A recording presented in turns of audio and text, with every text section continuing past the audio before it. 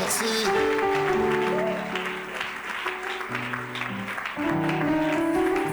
Je voudrais prier avec vous.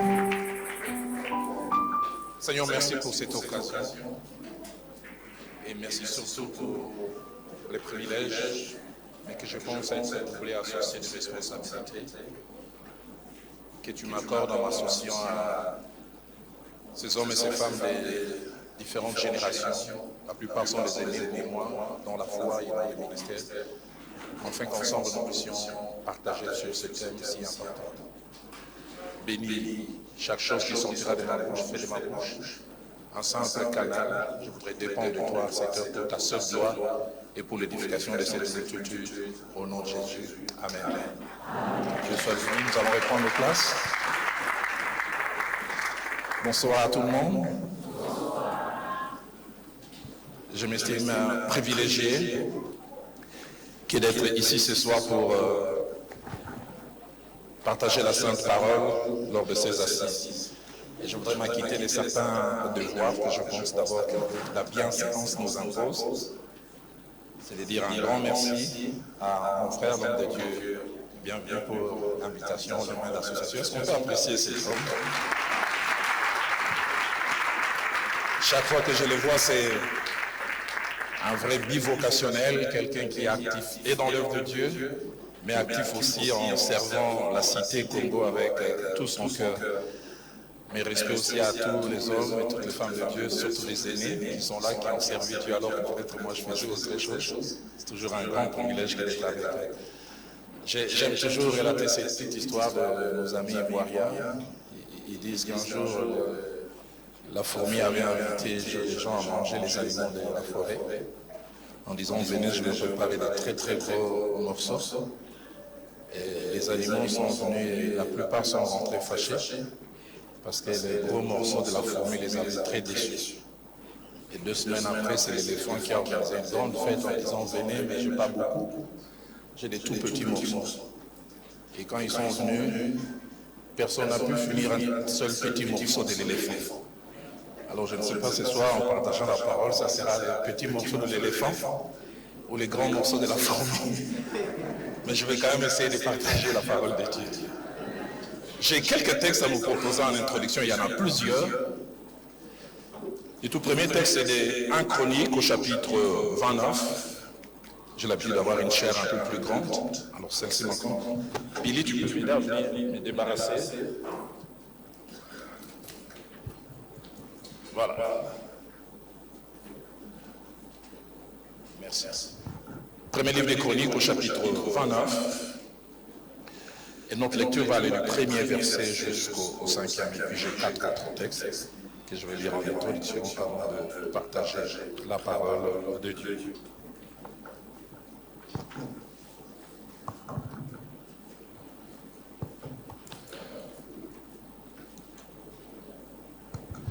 Le roi David dit à toute l'assemblée, mon fils Salomon, le seul que Dieu ait choisi, est jeune et d'un âge faible.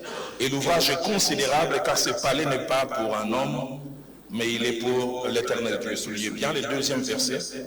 J'ai mis toutes mes forces.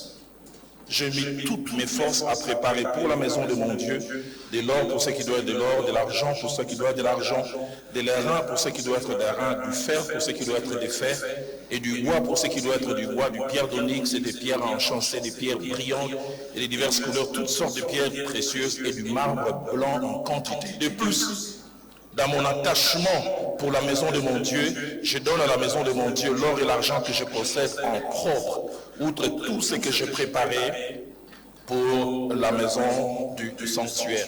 Le 2e texte que je voudrais lire avec nous, c'est l'évangile de Luc au chapitre 7. Luc au chapitre 7, du 1er au 6e verset. Après avoir achevé tous ses discours devant le peuple qui l'écoutait, Jésus entra dans Capernaum. Un centenier avait un serviteur auquel il était très attaché, qui se trouvait malade, sur le point de mourir. Ayant entendu parler de Jésus, il lui envoya quelques anciens des Juifs pour les prier de venir guérir son serviteur. Ils arrivèrent auprès de Jésus et lui adressèrent d'instantes supplications en disant, soulignez bien, 1, il mérite que tu lui accordes cela. 2, car il aime notre nation Et 3, c'est lui qui a bâti notre synagogue. Jésus étant allé avec eux, n'étant guère éloigné de la maison, quand les centeniers envoient des amis pour lui dire, Seigneur, ne prends pas tant de peine, car je ne suis pas digne que tu entres sous mon toit. Nous lisons aussi Luc au chapitre 8, juste le chapitre qui suit, du 1er au 3e verset. Ensuite, Jésus allait de ville en ville et de village en village, prêchant et annonçant la bonne nouvelle du royaume de Dieu. Les 12 étaient avec lui et quelques femmes qui avaient été guéries d'esprits malins et de maladies.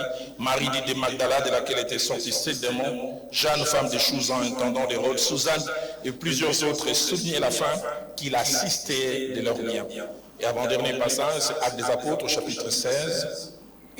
Actes des Apôtres chapitre 16. Notre lecture va aller du verset 13 jusqu'au verset 15e. Les jours du sabbat les jours du sabbat, nous nous rendîmes hors de la porte vers une rivière où nous pensions que se trouvait un lieu de prière. Nous nous assîmes et nous parlâmes aux femmes qui étaient réunies. L'une d'elles, nommée Lydie, marchande de pourpre et de la ville de Thyatire, était une femme craignant Dieu et elle écoutait. Le Seigneur lui ouvrit le cœur pour qu'elle fût attentive à ce que disait Paul. Lorsqu'elle eut été baptisée avec sa famille, elle nous fit cette demande. Je souligne bien ce mot demande. Si vous me jugez fidèle au Seigneur, entrez dans ma maison et demeurez-y. Et mes jeunes, surtout la dernière phrase, elle nous pressa par ses instances. Une autre version dit, elle insista tellement. Et le dernier passage que nous lisons, c'est 2 Corinthiens, épître de Paul aux Corinthiens, au chapitre 7, au chapitre 8, plutôt. Le seul verset 7e, 2 Corinthiens 8, verset 7.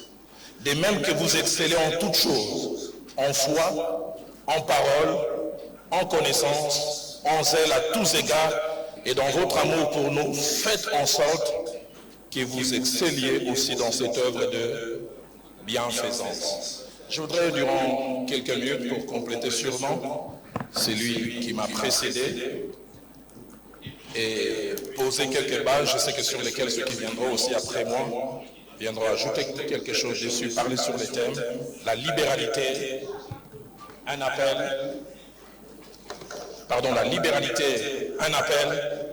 et un ministère important dans la vie d'une église locale. J'aborde cet enseignement, cette intervention en 4 sous-points. Les tout premiers, je parlerai de pourquoi cet enseignement. Et deuxièmement, j'essaierai de définir la libéralité. Et troisièmement, je parlerai de quelques principes sur la libéralité. Et je terminerai par une conclusion à la fin. La raison d'être de cet enseignement, c'est nous montrer qu'en rapport avec l'appel et l'exercice du ministère, il n'y a pas une seule façon de servir Dieu. Il y en a plusieurs. Il n'y a pas une seule façon de servir Dieu, il y en a plusieurs. Écrivant aux Corinthiens, l'apôtre Paul dira dans 1 Corinthiens chapitre 12, verset 5, il y a diversité de ministères, mais le même Seigneur. La version français courant dit, il y a diverses façons de servir, mais c'est le même Seigneur que l'on sert. Donc servir Dieu, ça ne se limite pas à la chair, ça ne se limite pas à la prédication. Deuxième raison de cet enseignement, c'est de nous montrer que non seulement il y a diverses manières de servir, mais en servant Dieu, nous ne nous mettons pas devant Dieu tous les mêmes choses. Nous ne nous mettons pas devant Dieu tous les mêmes choses. Qu'est-ce que je veux dire par là? En étudiant la parole de Dieu, et surtout comme nous lisons dans Romains chapitre 12, versets 6 à 8, on peut voir qu'on peut servir Dieu par un appel que l'on a reçu. On peut servir Dieu par des aptitudes que l'on met à son service, mais l'on peut servir Dieu aussi avec ce que l'on a. Mon pasteur, le fait Jacques-André Vernon, utilisait les 3 T en français. Il dit en servant Dieu, on peut le servir avec les 3 T. Premièrement, on peut servir Dieu en mettant son temps au service de Dieu. Deuxièmement, on peut servir Dieu en mettant son talent, ce que l'on sait faire au service de Dieu. Mais troisièmement, on peut servir Dieu avec le troisième T, son trésor. Ce que l'on a comme bien. Troisième objectif de cet enseignement, c'est de nous montrer que la pensée de Dieu est que chacun de nous, non seulement reconnaît son appel, dans le ministère, mais qu'ils puissent l'exercer et s'y attacher. Savez-vous, dans une équipe de football, ils sont à 12, tous ne font pas la même chose, ils font des choses différentes, mais pour que l'équipe gagne. C'est qu'un gardien de but fait, le défenseur ne le fait pas.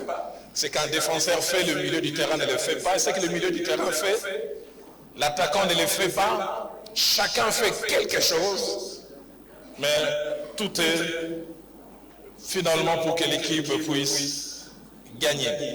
Et j'aime bien quand les gens reconnaissent leur pardon. Galates chapitre 2, verset 9, écrivant à ses contemporains, l'apôtre Paul dira ceci. Il parle d'abord de Pierre, de Jacques et des gens qu'il appelle les colonnes. Mais écoutez ce qu'il dit. Ayant reconnu la grâce qui m'avait été accordée, il dit, il me donnait à moi et à Barnabas la main d'association, afin que nous allassions, nous chez les païens et eux chez les circoncis.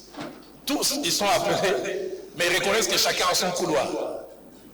Vous, votre couloir, c'est celui-là, et moi, mon couloir. Et je reviendrai sur cela tout à l'heure pour dire, à certains, votre couloir, c'est la libéralité.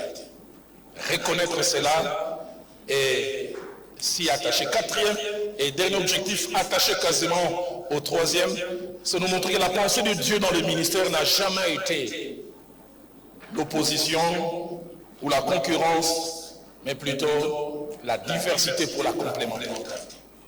La diversité pour la complémentarité. Qui dit complémentarité dit premièrement que personne ne se suffit à lui tout seul. Et qui dit complémentarité dit ce que j'ai fait est rendu meilleur par l'apport de l'autre. Et troisièmement, qui dit complémentarité cache l'idée de la dépendance mutuelle. Et j'aime beaucoup l'humilité, allez, permettez-moi de l'appeler ainsi, le grand apôtre Paul. C'est lui qui a eu à faire le travail d'apôtre. Il est arrivé à Corinthe, une contrée qu'il ne connaissait pas les seigneurs. Il a fait un merveilleux travail. Mais finalement, un jour, quand il écrit aux Corinthiens, écoutez ce qu'il dit dans 1 Corinthiens 3, verset 6, il dit, j'ai planté, Apollos a arrosé. Mais il dit, mais Dieu a fait croître. Il reconnaît qu'il n'a pas tout fait. Il dit, si vous voyez cet arbre, moi j'ai planté, mais quelqu'un d'autre est venu arroser. Et combien il est bon que nous puissions travailler dans la complémentarité, puisque nous parlons de la libéralité. Qu'est-ce donc la libéralité? Je vais définir la libéralité de deux manières. Premièrement, d'une manière simple, donc ça m'amène à mon deuxième point. Et deuxièmement, de manière un peu plus spécifique. De manière simple, qu'est-ce donc la libéralité? Il y a libéralité quand un homme ou une femme ressent un appel ou un empressement qui les pousse à désirer servir Dieu et les autres avec ses biens. Ils sentent un appel, un empressement qui les pousse à servir Dieu et les autres avec ses biens. Deuxième définition, je vais dans trois directions assez spécifiques. Premièrement, la libéralité, c'est un appel que Dieu place dans le cœur de certaines personnes, de manière irrésistible, pour répondre, un, à ses besoins dans son œuvre et dans l'œuvre de Dieu. Je voudrais vraiment revenir sur cela. Appel que Dieu place dans le cœur de certaines personnes, et j'insiste, de manière irrésistible, pour répondre aux besoins de son œuvre et aux besoins d'autres personnes. Rapidement, des choses que je fais ressortir de cette définition. Premièrement, c'est un appel. Deuxièmement, c'est Dieu qui est à la base. Et troisièmement, ça touche le cœur et ça part du cœur. Et quatrièmement, tout le monde n'est pas forcément appelé à servir à ce niveau. Et cinquièmement, chaque fois que ce ministère est rendu, on répond aux besoins de Dieu et de son œuvre et aux besoins d'autres personnes. Deuxième définition un peu plus spécifique, c'est que la libéralité, c'est un appel que Dieu donne de façon spécifique à certaines personnes de donner à lui et à son œuvre, mais avec ces quatre caractéristiques. Il donne à lui et à son œuvre, et j'ajouterai même aux autres avec ces quatre caractéristiques. Premièrement, avec plaisir. Ils les font avec plaisir, avec joie. Et deuxièmement, sans être poussé. Et troisièmement, sans désir de publicité. Vous vous souvenez de cet homme, je ne vais pas citer la province, mais c'est la province de mon épouse, qui un jour se tient devant les gens et dit bino soki bo sali bato bola kaka koloba moi nani ngamu natinda na poto eske na loba ya oyo boyo ngamu na bali sa eske na loba yango un papa se dit koloba nyonso yango.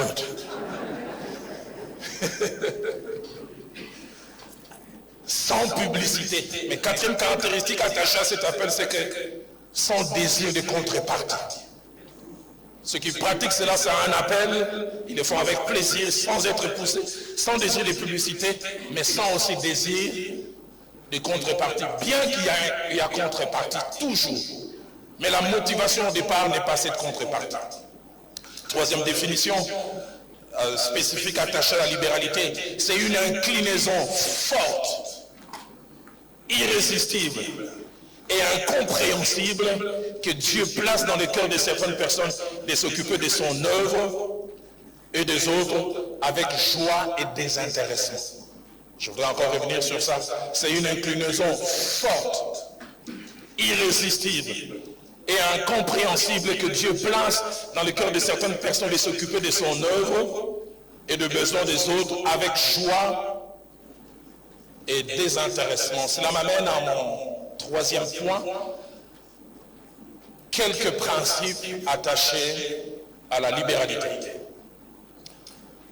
11 principes, ne soyez pas effrayés par les chiffres.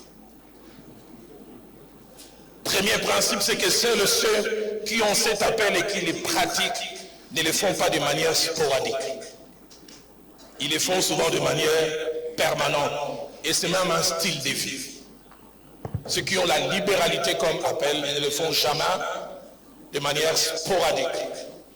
Ils le font de manière permanente. C'est un style de vie. Deuxième principe attaché à la libéralité, c'est que les gens qui ont cet appel trouvent leur joie et leur bonheur et même leur épanouissement en faisant cela. C'est quand ils donnent à Dieu et aux autres qui sont épanouis qu'ils ont la joie. Et les gens qui ont l'appel à la libéralité,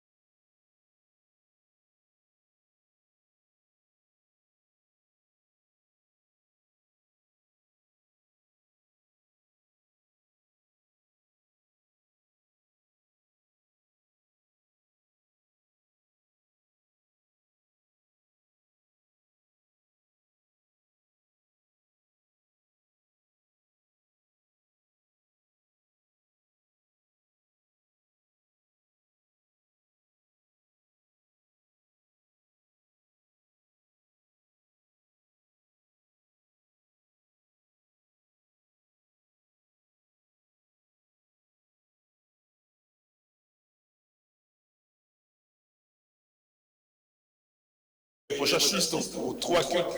Au premier culte, le bishop Oyedepo lance un appel. On a des missionnaires à tel endroit, on a besoin de 8 véhicules. Si les gens peuvent contribuer.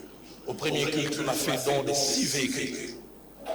Au deuxième culte, il revient, il insiste, on avait besoin de 6 véhicules, de 8 véhicules, il y en a eu 6.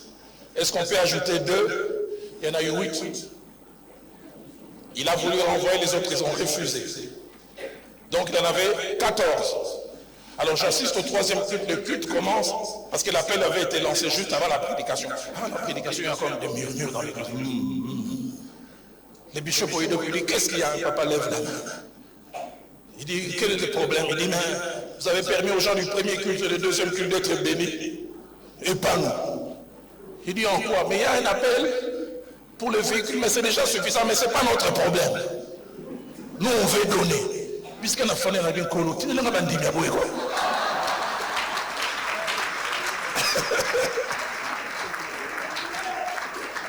Pour eux, il y a plus de bonheur.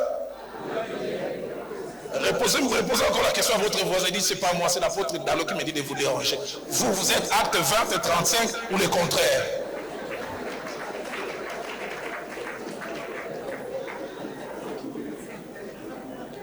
Troisième principe important attaché à la libéralité, c'est que la pratique de la libéralité n'est pas d'abord et principalement un problème de moyens, mais c'est un problème d'appel.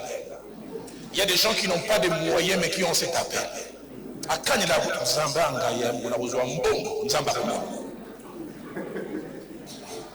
Mais l'autre opposé aussi, il y a des gens qui ont beaucoup de moyens, mais pour donner. Papa, bienvenue, je suis pasteur titulaire du centre missionnaire Philadelphie qui commence en 2008. 2009, on passe à 2 cultes. Entre les 2 cultes, j'entends un bout du côté où on fait les comptages. Faisons qu'est-ce qu'il y a? Je m'avance, je trouve un papa sérieux, la soixantaine, un bon français. J'ai appris plus tard qu'il a fait les grands sens. Il dit, pasteur Zalon a un problème sérieux. Je gagne 120 $, et maintenant je paye toujours 12. Mais par inadvertance, j'ai versé 3 $ de plus.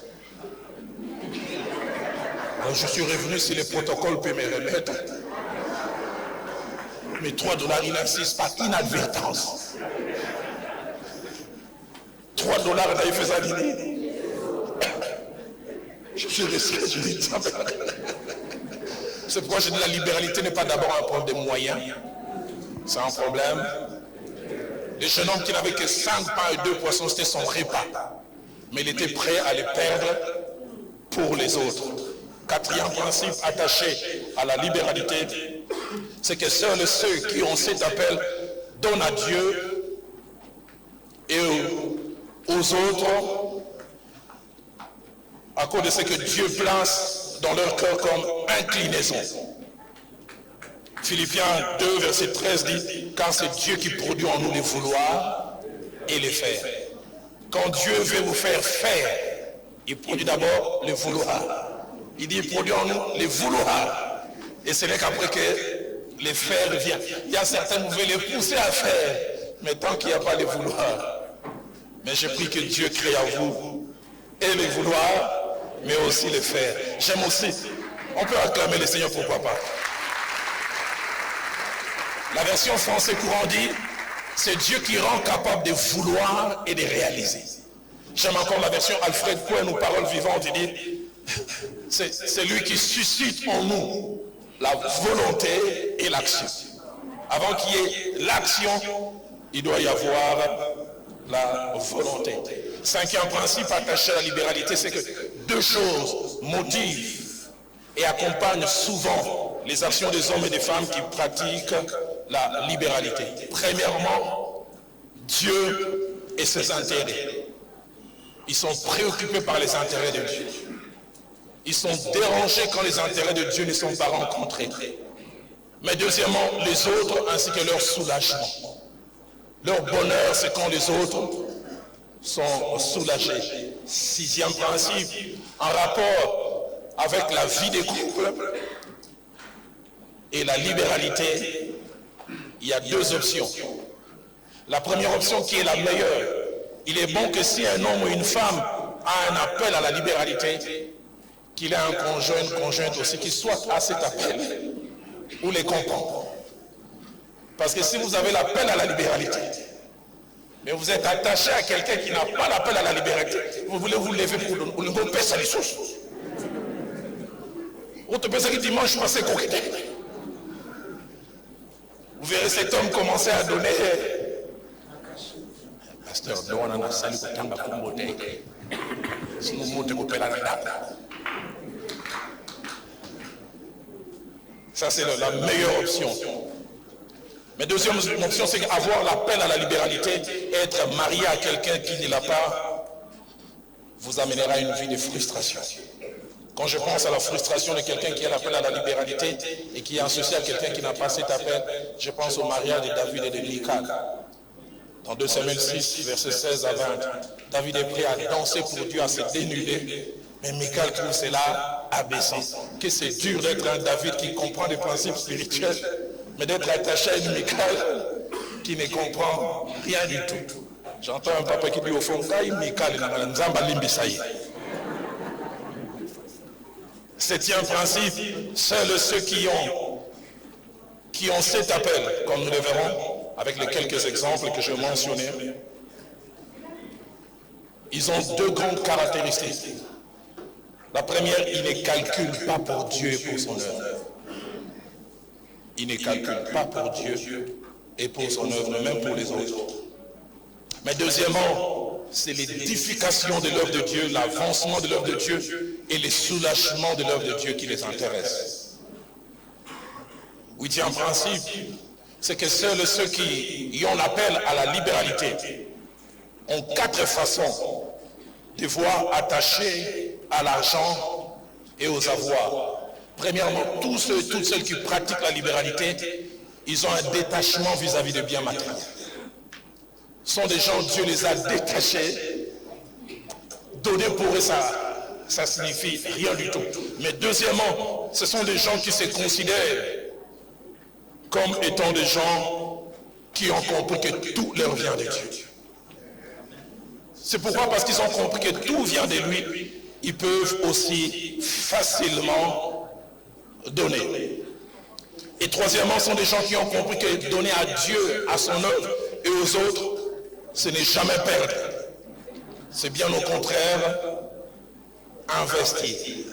Et quatrième chose, attaché à tous ceux qui pratiquent la libéralité, c'est que ce sont des gens qui reconnaissent Dieu comme étant la source de leurs ressources. Quand David dit, alors qu'il veut donner à Dieu, il dit, nous recevons de ta main ce que nous te donnons. Nous venons te donner, et en fait, nous ne faisons qu'un retour à l'envoyeur. Et j'ai toujours été étonné par voir comment l'église de Macédoine a pratiqué la libéralité à un niveau inimaginable. Les temps me manqueraient de mentionner cela. 2 Corinthiens chapitre 8, verset 13. Allez, je vais simplement donner le contexte. Il y a une grande famine qui survient à l'époque. Et puis l'église de Jérusalem envoie une lettre à toutes les églises. Il faudra contribuer. Mais ils disent, vous de la Macédoine, vous venez de passer par un moment difficile et nous vous mettons de côté. La Bible dit, dans leur détresse, non seulement qu'ils donnèrent, mais ils se donnaient. Et la Bible dit, ils parlaient avec insistance d'avoir part à ce service. Pour la bonne de l'Iba, on a bonne de l'Ibino, pour le bisopito bonne de Dieu. Il y a comme une lutte, il y a comme une bagarre. Pourquoi? Parce que c'est un appel 9e. Je vais petit à petit vers la fin de mes principes avant de conclure. C'est que toutes celles ou tout celui qui n'a pas l'appel à la libéralité ne comprend pas celui qui a cet appel et qui le pratique. Oh papa, on a câblé l'église 20 000 ans. Je me vois, mais ça ne va pas d'âme. On n'arrive pas à comprendre que quelqu'un puisse se détacher ainsi. Quand il y a un principe, vous qui notez avec les chiffres, le prochain sera le 10e, c'est ça? 10e principe, la libéralité, c'est un ministère important pour l'œuvre de Dieu.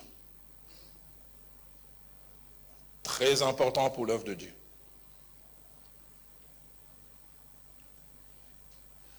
Sans ces ministères, l'Église ne va jamais loin. Parce que l'Église va de l'avant, travaille non seulement avec des moyens spirituels, mais aussi avec des moyens physiques. Nous parlerons tout à l'heure avant que je ne puisse conclure. Luc chapitre 8, versets 1 à 3. La Bible nous parle de Jésus qui faisait un merveilleux travail spirituel, qui gagnait les âmes, qui guérissait les malades, qui ressuscitait les morts. Mais la Bible parle des femmes qui l'assistaient de leur vie. Jésus ne se posait pas de questions, qu'est-ce qu'on va manger aujourd'hui, comment on va se faire pour se mouvoir, parce qu'il y avait toute une, entre guillemets, qu'on peut appeler des partenaires, qui assistaient de leur vie. Et dernier principe, très très important, c'est que Dieu veut que nous puissions exceller dans la libéralité. Et nous l'avons mentionné en lisant le passage de 2 Corinthiens chapitre 8 au verset 7. où l'apôtre Paul écrivant aux Corinthiens dit, vous excellez dans la foi, vous excellez dans telle chose, mais il est bon que vous excelliez aussi dans la libéralité.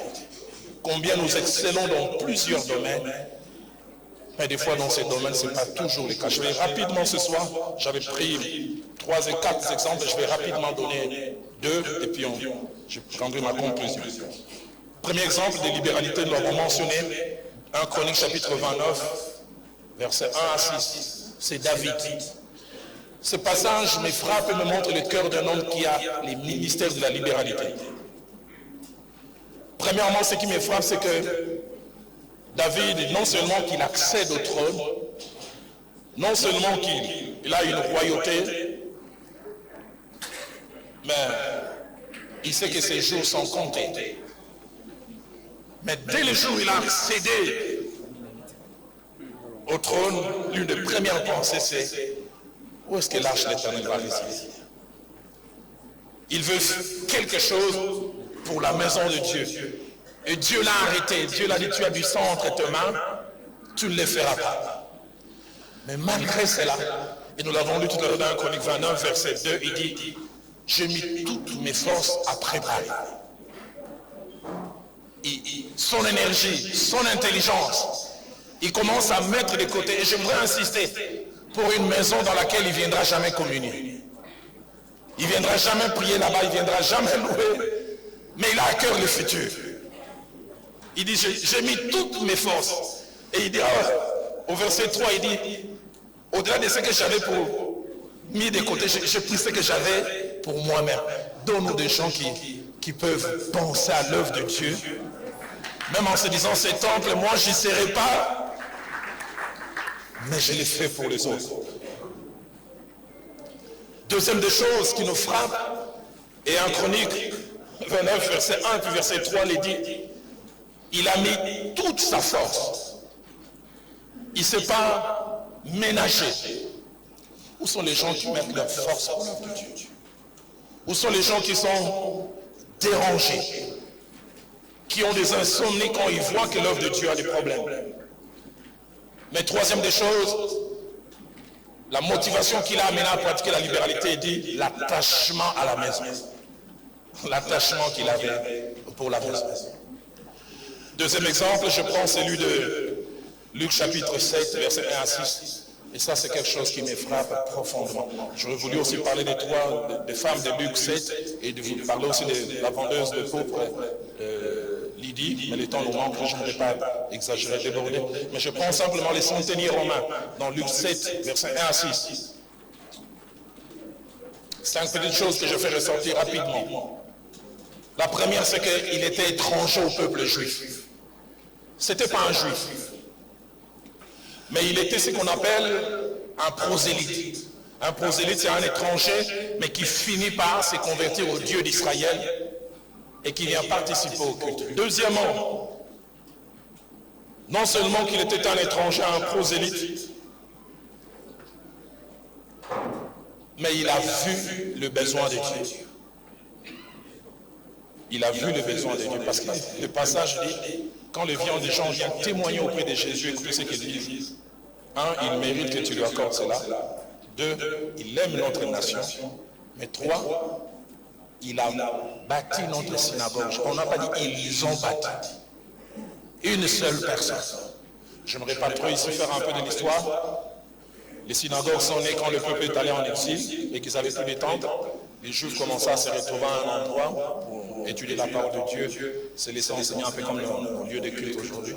Et finalement, quand ils sont revenus, après leur diaspora, ce système est resté. Donc j'insiste, 1, ce n'est pas quelqu'un qui fait part du peuple de Dieu, mais le 2, il a vu le besoin.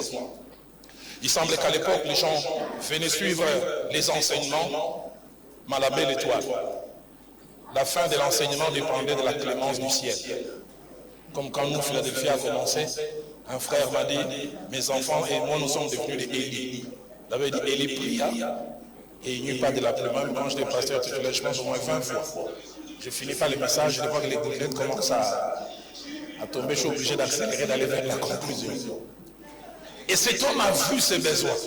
Les gens veulent suivre l'enseignement, mais ils sont dérangés parce qu'ils sont à la belle étoile, ils se décident. Et ce qui étonne, c'est qu'ils n'associent pas les gens dans une réunion. Quatrième chose qui frappe, c'est qu'il y a une étude approximative a montré que bâtir une synagogue à l'époque pouvait aller entre 50 et 60 000 $ l'équivalent d'aujourd'hui. 50 à 60 000 $. Et une étude aussi a montré que les centeniers de l'époque touchaient aux alentours de 1500 à 1800 $ les salaires d'aujourd'hui. Alors la grande question, c'est comment une seule personne qui a un salaire de 1500, je m'imagine avec femme et enfants, il n'appelle pas les autres, il engage tout le monde, plutôt il s'engage lui seul à bâtir, il n'y a que Dieu. Mais la cinquième des choses, et ça c'est la chose qui me touche profondément, c'est qu'en Israël, quand un prosélyte se convertissait, malgré sa conversion, il n'avait pas droit à la synagogue. Un, soit il restait dehors, ou deux, on le mettait dans ce qu'on appelait parvis des prosélytes, mais un endroit vraiment dehors. C'est un prosélyte, c'est un étranger. Il sait qu'il n'aura pas droit à la synagogue. Et même s'il a droit, pas au meilleur endroit. Mais il voit un besoin du nom. Je prendrai 50 000 $. Je mettrai de côté pour que les gens puissent suivre l'enseignement dans les meilleures conditions. Je m'imagine, il pouvait venir au culte, il veut venir assister, on dit papa yo kufanda watu oza prosélyte, libanda, ne peut faire cela que celui qui a reçu un véritable appel de la parole. Alors notez, on peut acclamer le Seigneur pour papa. Notez ces 4 choses que je dis en conclusion. La première, c'est qu'il y a des gens pour lesquels la libéralité est un appel spécifique. Ils doivent reconnaître cela, s'y attacher et bien les pratiquer. L'apôtre Paul dit dans Romains chapitre 12, verset 6 jusqu'au verset 8, il dit que celui qui donne, il dit les fasse avec libéralité. La version Alfred Cohen dit celui qui est appelé à donner, qu'il les fasse régulièrement avec joie. Deuxième chose dans ma conclusion, c'est qu'il y a 2 manières de pratiquer la libéralité. La première manière de pratiquer la libéralité, c'est que dans votre rôle à l'église, vous n'avez que ça. Vous ne faites rien d'autre. Mais deuxièmement, il est possible d'avoir un appel principal, mais aussi d'avoir la libéralité comme un appel secondaire. David était roi, il pratiquait la libéralité. Les centenaires romains, c'était un laïc, il pratiquait la libéralité. Le temps nous manquerait de parler de ces femmes qui faisaient autre chose, mais qui pouvaient aussi pratiquer la libéralité. Troisième et avant-dernière chose, le ministère de la libéralité est un ministère qui est très important pour que l'œuvre de Dieu avance, pour que l'œuvre de Dieu aille de l'avant. Et puis quatrièmement, on ne peut ouvrir sa main pour donner à Dieu et aux autres que si on lui a d'abord donné son cœur. C'est quand on donne son cœur qu'on est prêt à ouvrir sa main. Je me retrouve en 93, 93. Je suis jeune pasteur assistant à côté de feu Jacques-André Vernon. Et un jour, entre les 2 cultes, le feu Jacques-André Vernon m'appelle parce qu'un homme qui a fini par devenir gouverneur de la Banque centrale, au départ, ce n'est pas lui qui venait, c'était plutôt sa femme, voulait avoir un entretien avec. Et plus tard, j'ai compris que c'est plus sa femme qui avait un appel à la libéralité. Et cet homme est venu, il était sous-directeur à la banque du Zaïre à l'époque. Il dit, je suis dérangé quand je vois la qualité des instruments. Depuis plus de 2 ans que je viens ici à l'église, mon épouse me dit qu'elle donne régulièrement ça, mais autre chose. Je voudrais qu'on change tous les instruments. Je pense qu'on était au mois de février.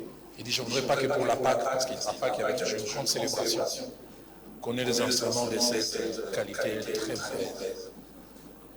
Alors il demande au pasteur Vernon, est-ce qu'on peut acheter les instruments les meilleurs, et si possible que ça vienne le plus rapidement. Le frère Jacques-André Vernon dit que ça peut venir par fret maritime, disons ça prendra du temps, je préfère fret aérien. Et on a fait des calculs, je ne sais plus très bien, entre 30 et 40 000 $. Et à Pâques, on avait ces instruments.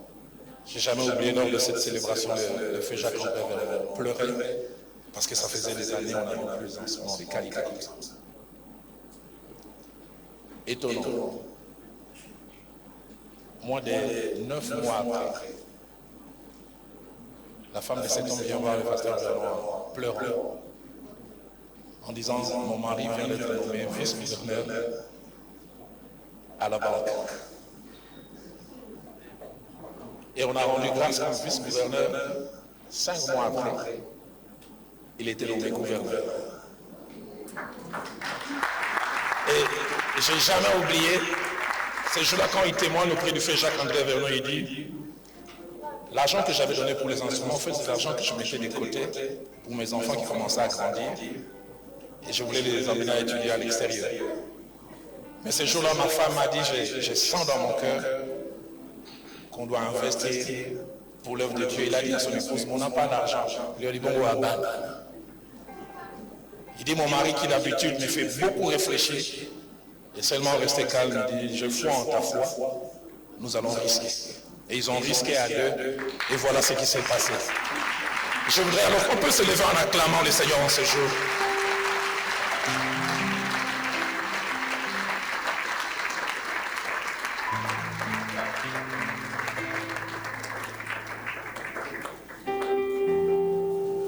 Je voudrais lancer 3 appels. Si vous allez vous reconnaître dans l'un ou dans l'autre, vous n'aurez pas besoin de venir ici devant. Vous allez simplement lever la main et je prierai avec vous et pour vous. Papa Franck, vous pouvez me remonter avec le groupe juste pour 2 ou 3 minutes.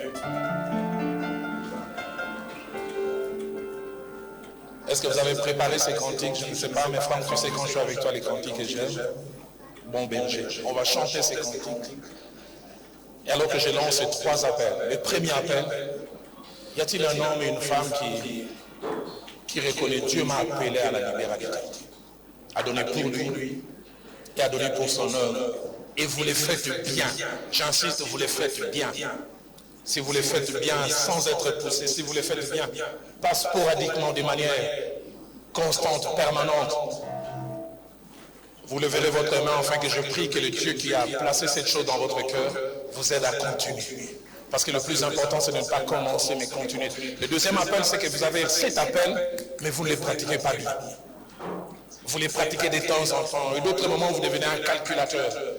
Et vous voulez dire à l'écoute de cette parole en ces jours, homme de Dieu, prie pour moi. Je voudrais ne plus pratiquer sporadiquement. Je voudrais les pratiquer de manière permanente. Et troisième et dernier appel, peut-être avant cet enseignement, vous n'aviez pas conscience que Dieu vous a appelé à la libéralité. Mais à l'écoute de cette parole, vous avez cette conviction que Dieu vous a appelé à la libéralité. Vous leverez aussi votre main. Et tout à l'heure, j'inviterai Papa bienvenue après ces cantiques. Il priera pour ces 3 catégories de personnes. Est-ce que ceux ou celles qui veulent répondre au premier, au deuxième ou au troisième appel, peuvent-ils lever leurs mains alors que ce merveilleux cantique nous accompagne? Et j'ai levé ma main avec le premier groupe. Alléluia.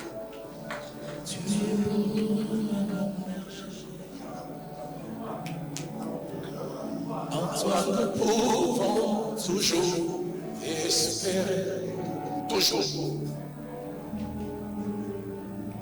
La lumière que nos cœurs contemplent. Alléluia. Le bon berger qui marche devant son peuple. Quand tu es là, tu maîtrises les flots de la mer. Et la barque ne peut chavirer. Alléluia. Tu es pour nous le guide parfait. Le guide parfait qui ne se trompe jamais. Le thème de notre hymne préféré.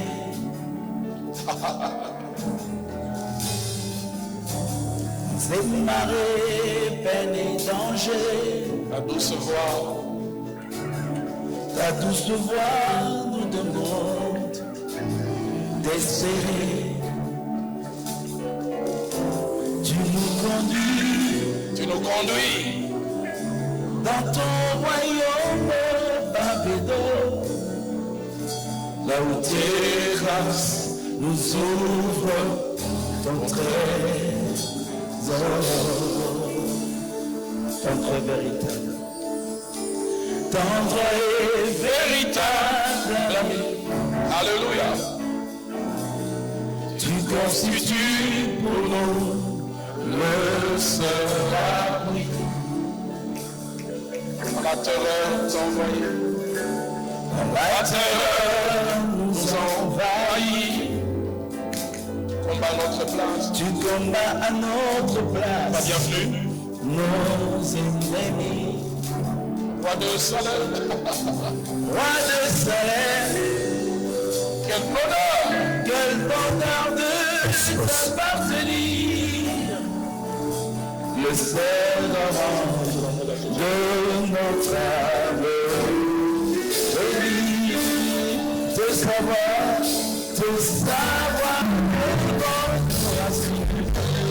la gloire de sa le soleil qui éclaire notre chemin et qui aspire nos lendemains. Pas à pas la paix, le voyage de Canada, ensemble avec tes marches. Nous cheminons vers ta cité, que ça le monde nous a fait. La gloire qui couvre nos pas, le soleil qui éclaire notre chemin et qui aspire nos lendemains. Pas à pas la paix, le voyage de ensemble. Nous cheminons vers ta félicité.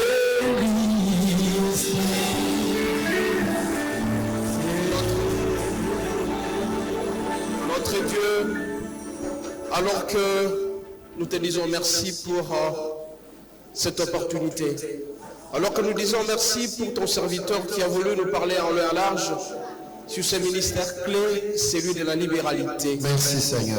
Regarde tes enfants, il y a ceux-là qui donnent en permanence. Il y a ceux-là qui te servent régulièrement et qui ont à la fois la volonté et l'action. Ils les font régulièrement. Je demande à ce que notre Dieu, que tu puisses continuer toujours à les bénir davantage.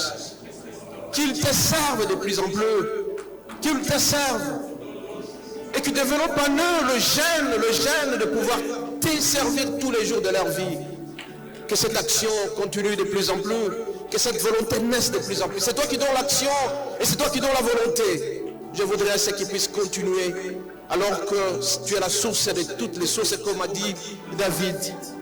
Notre Dieu, que tu les bénisses davantage, qu'ils puissent continuer jusqu'à la fin de leur vie, pour que ton église puisse aller de l'avant, pour que ton église puisse être écoutée et entendue à travers le monde. Notre Dieu, dans les quatre coins du monde, il y a de ceux-là qui ne te connaissent pas. Mais à travers ces ministères de libéralité, ils vont te servir. Notre Dieu, il y a des gens, tes enfants, qui ne te donnent pas régulièrement et qui regardent dans leur poche et qui sont hésitants, qui sont douteux. Je demande à ce que tu puisses renforcer leur confiance en toi, que tu puisses augmenter leur foi en toi, notre Dieu. Ils ont cette assurance qu'ils ne calculent pas. Il y a des joies à donner qu'à recevoir, qui pensent toujours à toi. Et prime d'abord sur tes intérêts, notre Dieu, qui prime. Seigneur, que tu puisses leur accorder, qu'ils ne puissent plus reculer, qu'ils ne regardent plus leur poche, mais qu'ils disent tout simplement le double impact. Le double impact lequel? C'est-à-dire te servir et servir ton église. Notre Dieu, pour ceux-là qui n'ont jamais eu cette volonté, qui n'ont jamais eu cette action-là, je demande à ce que tu puisses ressusciter en eux, que tu puisses susciter en eux, augmente en eux cette force, ce feu de pouvoir te servir. Qu'ils aient cette libéralité, notre Dieu. Notre Dieu, l'évangélisation coûte cher, mais l'évangile est gratuit. Mais ton église a besoin de moyens. Je demande aussi à ce que tu puisses accorder l'intelligence et la sagesse pour ceux-là qui ont des talents, le savoir-faire, qui mettent à ton église, notre Dieu. Ça s'appelle aussi libéralité à un certain moment. Que tu puisses les bénir, qu'ils puissent aller de l'avant. Notre Dieu, si tout le monde te connaissait, le monde sera heureux. Tous ceux qui sont venus ici pour avoir une vie heureuse auprès de toi, je demande à ce que tu puisses bénir toutes ces classes. Ceux qui tentent de le faire régulièrement, qu'ils les fassent en permanence, que ce soit structurel à eux, qu'ils ne soient pas conjoncturels. mais qui te servent tous les jours de leur vie. Que ta bénédiction les accompagne. Tout ce qu'ils vont faire, c'est d'abord où sont les intérêts de Dieu. Tout en sachant que tu es le rémunérateur de tout le monde. Quand ils vont le faire, tu vas le bénir davantage. Notre Dieu, nous ne voulons pas, c'est que ce cycle, que cette chaîne puisse estomper. Nous voulons que cette chaîne puisse continuer de l'avant. Que ton église puisse être bénie davantage. Regarde tes enfants, ils sont venus t'écouter. Ils veulent investir en toi. Ils veulent investir dans tout ce qu'ils ont, c'est pour toi, notre Dieu. Parce que s'ils te servent, à tout moment, ils seront heureux dans notre vie. Que tu puisses le bénir davantage. Qu'ils te servent. Louange et adoration te reviendront au nom de Jésus. Amen.